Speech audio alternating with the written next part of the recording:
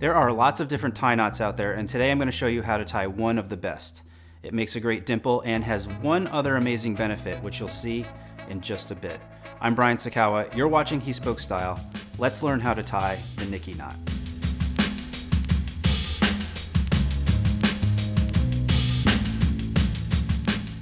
Start with the seam side of the tie facing up, wide end longer than the narrow end.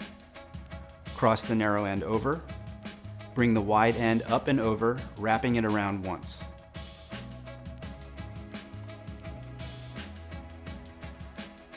Bring it to the other side and wrap it around once. Now, depending on the thickness of your tie, you could skip the next step, but because this tie is made with a thinner fabric, I'm going to wrap it around one more time to give the knot a little more heft. Bring the wide end up and through and pull it through.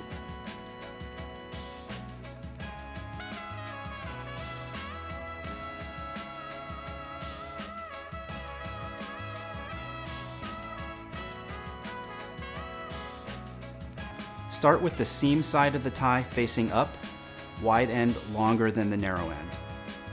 Cross the narrow end over, bring the wide end up and over, and wrap it around once.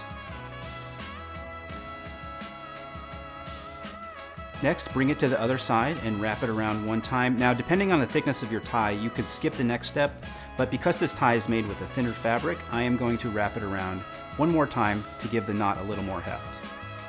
Bring the wide end up and through and pull it somewhat tight. Thread the wide end through the loop, pull it through, and give it some final adjustments.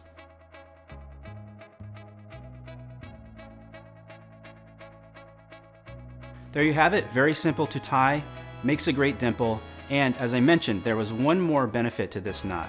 So check this out. When you are going to take your tie off, you just pull the narrow end through and there's no knot. So I've been using the Nicky Knot a lot recently. Between this one and the double four-in-hand, those are my two go-to tie knots. Thumbs up if you like this video, leave a comment below, and don't forget to subscribe to the channel. Thanks for watching, and stay tailored.